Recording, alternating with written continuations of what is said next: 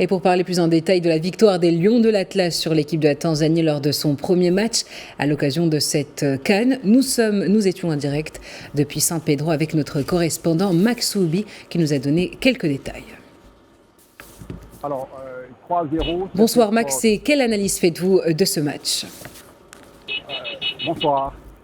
Ce qu'il faut savoir ce soir, c'est que c'est un score sans appel, 3-0. Et à travers ce score, les Lions de l'Atlas, on peut le dire, ont fait le job ici et consolident ainsi leur statut de favoris de cette 104e Coupe d'Afrique des Nations.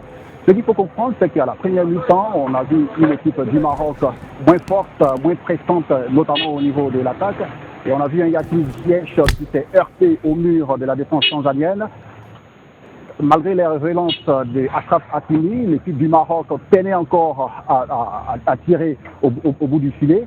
Et dès la 30e minute, on a vu quand même une équipe mobilisée qui a fini par traduire toutes ces frappes par un but.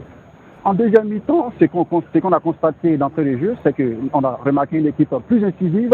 On s'est tout de suite imaginé que le coach Walid Regragui, au niveau du vestiaire, a certainement porté des éclats de voix à son équipe, qui était plus incisive au niveau de la deuxième mi-temps et pour cette rencontre, comptant pour la première journée de la Coupe d'Afrique des Nations. Alors, ce qu'il faut comprendre ici, c'est que le Maroc ici envoie un signal fort à la Coupe d'Afrique des Nations et montre véritablement qu'il faudra compter avec les Lions de l'Atlas pour cette 34e édition de la Coupe d'Afrique des Nations en Côte d'Ivoire et pourquoi pas accrocher une deuxième étoile à sa tunique pour cette édition. Merci Max Soubi pour ces précisions. On vous souhaite une très bonne suite de CAN.